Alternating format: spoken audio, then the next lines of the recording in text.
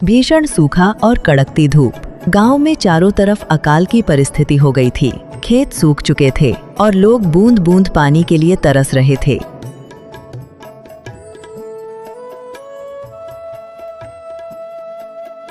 गांव में तो सब जगह अकाल पड़ गया है। लगता नहीं कि अब इस गांव में ज्यादा दिन रुकना उचित होगा। काम के लिए किसी दूसरे गांव तो जाना ही पड़ेगा।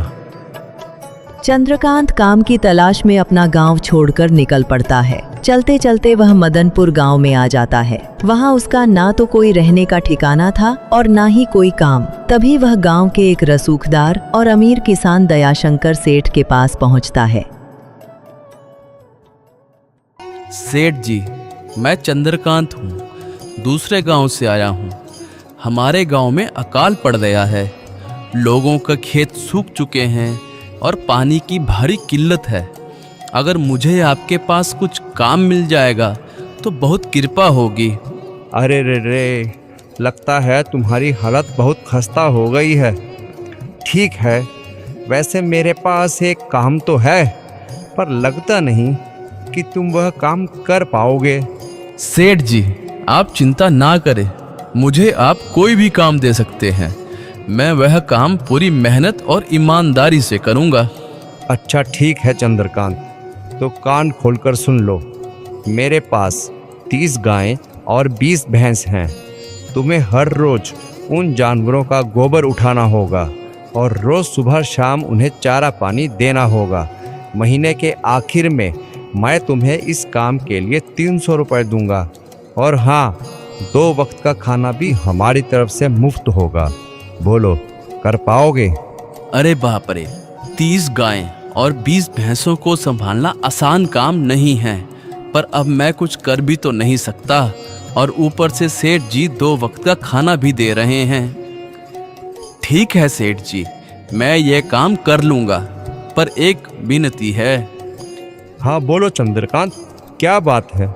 अगर आपको समस्या ना हो तो क्या मैं आपकी गायों के साथ गौशाला में ही रह सकता हूँ? मैं इस गांव में नया हूँ और अभी मेरे पास रहने का कोई ठिकाना भी नहीं है। दयाशंकर सेठ थोड़ी देर तक सोचता है और चंद्रकांत को ऊपर से नीचे तक देखने के बाद उससे कहता है, ठीक है चंद्रकांत, तुम गौशाला में रह सकते हो। जी धन्यवाद सेठ जी।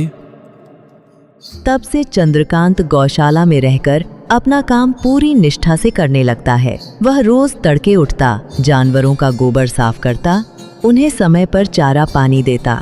उसका काम इतना साफ सुथरा था कि उसने दयाशंकर सेठ का दिल जीत लिया। कुछ ही समय में जानवरों की अच्छी देखभाल के कारण दूध की पैदावार बढ़ गई, जिसे देखकर दयाशंकर सेठ चंद्रकांत से कहता है, चंद्रकांत, मुझे तुम्हारा काम बहुत पसंद आया है।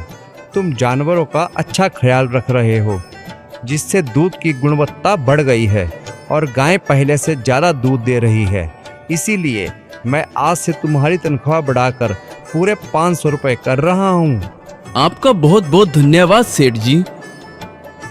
कुछ दिन ऐसे ही बीतने लगते हैं। चंद्रकांत दयाशंकर सेठ के यहाँ बहुत मेहनत और ईमानदारी से काम करता है। धीरे धीरे चंद्रकांत के पास अच्छा खासा रुपया जमा हो जाता है, जिससे वो अपने लिए रहने लायक एक छोटी सी कुटिया बना लेता है।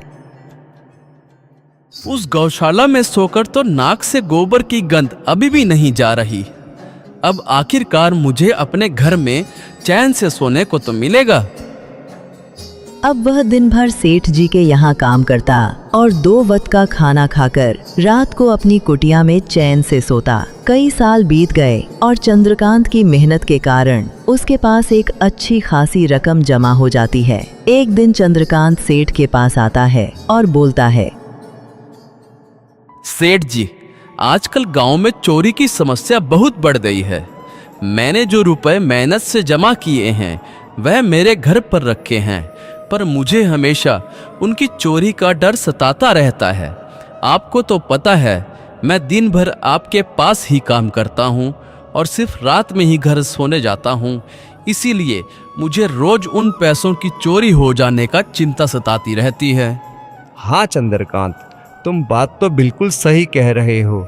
आए दिन गांव में चोरी के नए नए किस्से सामने आ रहे हैं और दिन भर तो तुम्हारा घर खाली ही रहता है, तो चोरी होने की संभावना तो जरूर है।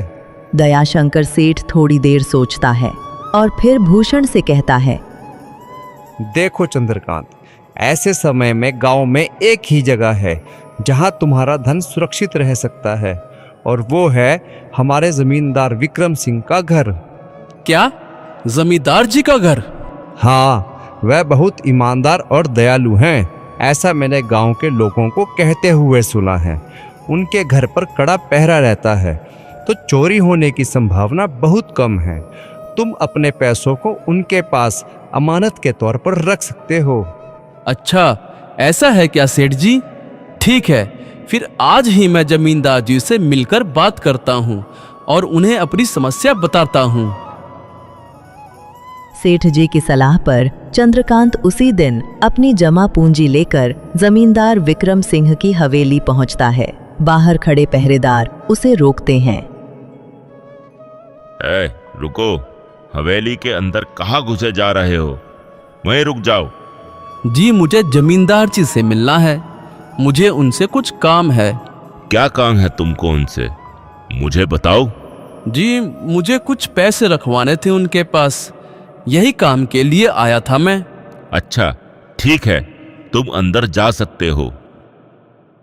नमस्ते जमींदार जी, मैं चंद्रकांत हूँ, दयाशंकर सेठ के यहाँ काम करता हूँ। कुछ साल पहले ही मैं दूसरे गांव से यहाँ आया हूँ। अच्छा चंद्रकांत, बोलो क्या काम है तुम्हें मेरे पास? जमींदार जी, मैं सालों से सेठ जी के यहाँ काम कर रहा हूँ। मैंने कुछ रुपए भी जमा किए हैं, पर बात यह है कि गांव में चोरियों की वजह से मुझे घर पे पैसे रखने में डर लग रहा है। अच्छा, कितने रुपए जमा किए हैं तुमने? जमींदार जी, बस यही कोई 5 से 6 हजार रुपए होंगे मेरे पास। सच में? यह तो बहुत बड़ी रकम है। मैंने आपकी ईमानदारी के बारे में गांव के लोगों से बहुत सुना है, इसीलिए मैं यहाँ अपनी जमा की हुई रकम आपके पास कुछ वक्त के लिए रखने आया हूँ। हाँ हाँ चंद्रकांत, तुमने बिल्कुल सही सुना है। तुम्हारी रकम मेरे पास पूरी तरह से सुरक्षित रहेगी। तुम अब चिंता छोड़ दो, मैं सब देख लूंगा। चंद्रकांत अपने पैसों की थैली जमींदार को दे देता है। जमींदार जी, ये पूरे 5400 रुपए हैं, आप गिनकर देख लीजिए। गिनने की क्या जरूरत है? तुम तो दयाशंकर सेठ के आदमी हो, मुझे तुम पर पूरा विश्वास है। जमींदार जी, आपका बहुत बहुत धन्यवाद। अब मुझे चोरों का कोई डर नहीं है, क्योंकि मेरे पैसे सुरक्षित हाथों में हैं। अरे चंद्रकांत, कोई बात नहीं, धन्यवाद तो मुझे तुम्हारा बोलना चाहिए, जो तुम मेरे पास अपने पैसे अमानत के तौर पर रखने आए हो। चंद्रकांत निश्चिंत होकर चला जाता है। उसके जाते ही जमींदार जोर से हंस पड़ता है। हाँ चंद्रकांत, तुम्हारे पैसे मेरे हाथों में ही अच्छे लगते हैं, अब ये कभी वापस नहीं जाएंगे। ऐसे ही चंद्रकांत ईमानदारी और मेहनत से दयाशंकर सेठ के यहाँ काम करता रहता है। देखते ही देखते 2 साल और बीत जाते हैं। एक दिन चंद्रकांत सोचता है, अब बहुत साल हो गए सेठ जी के यहाँ काम करते हुए। वैसे सेठ जी तो बहुत अच्छे इंसान हैं, पर सोच रहा हूँ कि खुद की जमीन लेकर उस पर ही मेहनत करूँ, तभी तो मैं बड़ा आदमी बन पाऊंगा। जो पैसे मेरे पास हैं और जो जमींदार जी के पास रखे हैं, उन्हें मिलाकर मैं थोड़ी जमीन खरीद लेता हूँ। आज ही जमींदार से मिलने जाता हूँ और अपने पैसे वापस मांगता हूँ।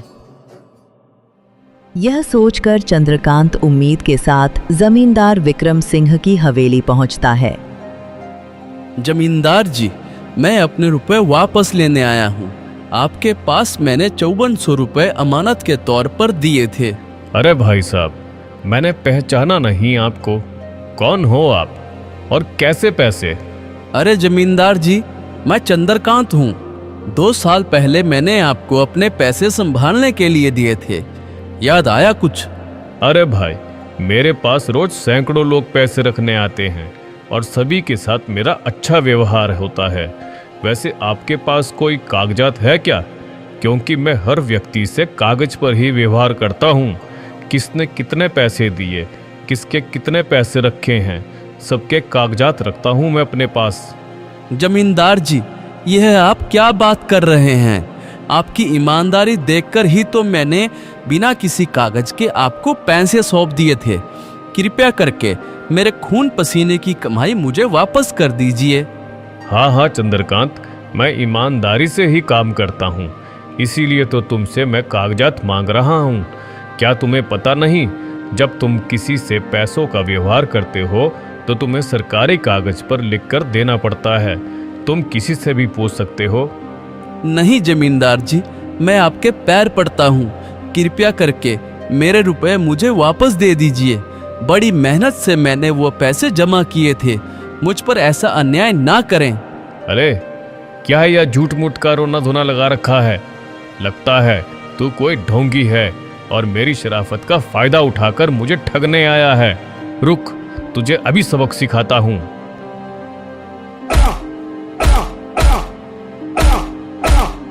इसे तब तक मारो जब तक इसकी अकल ठिकाने ना आ जाए। इस 2 कौड़ी के आदमी ने मेरी ईमानदारी पर सवाल उठाया है, इसे छोड़ना मत। जमींदार के आदमी चंद्रकांत को लाठियों से बुरी तरह पीटते हैं। चंद्रकांत दुखी होकर अपनी कुटिया में लौट आता है। दर्द के कारण वह 2 दिन तक काम पर नहीं जा पाता, इसलिए अगले दिन दयाशंकर सेठ चंद्रकांत के पास आ जाते हैं। वह देखते हैं कि चंद्रकांत खाट पर बैठा हुआ है और वह बड़ी ही चिंता में नजर आ रहा है। चंद्रकांत, तुम 2 दिन से काम पर नहीं आए, क्या हुआ? तबीयत तो ठीक है ना तुम्हारी? कुछ समस्या है क्या? अरे सेठ जी, आप खुद यहाँ आए हो, आप खबर भिजवा देते तो मैं खुद चला आता। अरे कोई बात नहीं चंद्रकांत, तुम्हें देखकर लगता है तुम बीमार हो। क्या हुआ है तुम्हें? सेठ जी, क्या बताऊं, जिस जमींदार पर भरोसा करके मैंने अपने पैसे दिए थे वह आज मुकर गया। वह बहुत लालची इंसान है, वो लोगों को ठग रहा है। उसने ना सिर्फ मेरे पैसे हड़प लिए, बल्कि जब मैंने मिन्नतें की तो उसने मुझे डंडों से पिटवाकर बाहर फेंक दिया। अरे बाप रे, यह तो बड़ा ही गंभीर विषय है। मुझे भी नहीं पता था कि वह इंसान इतना गिरा हुआ है। तभी मैं सोचूं कि हर साल उसकी संपत्ति इतनी कैसे बढ़ रही है। मुझे माफ कर दो चंद्रकांत, मेरी ही सलाह पर तुम वहां गए थे। नहीं सेठ जी, आप तो मेरा भला ही चाहते थे। यह तो उस जमींदार का पाप है। अब लगता नहीं कि मेरे पैसे उस जमींदार से मुझे वापस मिलेंगे। धीरज रखो चंद्रकांत, मेरे पास एक तरकीब है जिससे मैं तुम्हारे पैसे वापस दिला सकता हूँ। सेठ चंद्रकांत को अपनी तरकीब बताता है। ठीक है सेठ जी, बस भगवान करे ये तरकीब कामयाब हो जाए। अगली सुबह दयाशंकर सेठ नोटों से भरा एक बड़ा सूटकेस लेकर सीधे जमींदार विक्रम सिंह की हवेली पहुंचते हैं। धनवान सेठ को देखकर जमींदार बहुत खुश हो जाता है। अरे दयाशंकर सेठ जी, आप आज खुद यहाँ? बोलो भाई, इस गरीब के घर कैसे आना हुआ? हमारा तो भाग्य खुल गया जो आप जैसे धनी व्यक्ति के चरण यहाँ पड़े। नमस्ते जमींदार जी, दरअसल मैं कुछ महीनों के लिए दूसरे राज्य में व्यापार करने के सिलसिले से बाहर जा रहा हूँ। मेरे पास यह लगभग 30,000 रुपये की नकदी है। मुझे डर है कि कहीं पीछे से चोरी ना हो जाए। क्या आप मेरे यह पैसे अपने पास सुरक्षित रख सकते हैं? आपके सिवा इस गांव में और कोई भी भरोसेमंद व्यक्ति नहीं है। अरे वाह, इस बार तो बहुत बड़ी मछली हाथ लगी है। इतना भारी माल बार बार हाथ नहीं लगता। ठीक उसी समय योजना के अनुसार चंद्रकांत वहां दाखिल होता है। अरे चंद्रकांत, अच्छा हुआ तुम आ गए। मैं तुम्हारे पास ही अपने आदमी भेजने वाला था। मुझे माफ करना भाई, उस दिन मैं तुम्हें पहचान नहीं पाया था। इतने सारे लोग आते हैं तो थोड़ी गलतफहमी हो गई थी, पर मैं अपनी बात का पक्का हूँ।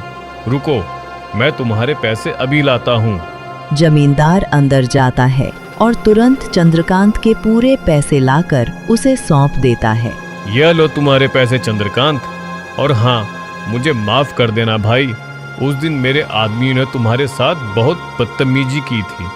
मैं आज ही उन्हें नौकरी से निकाल दूंगा। चंद्रकांत बिना कुछ बोले पैसे लेता है और वहां से निकल जाता है। अरे वाह जमींदार जी, आप तो वास्तव में अपनी बात के बड़े पक्के और ईमानदार निकले। तो ठीक है, अब मैं अपने सारे पैसे आपके पास रख सकता हूँ।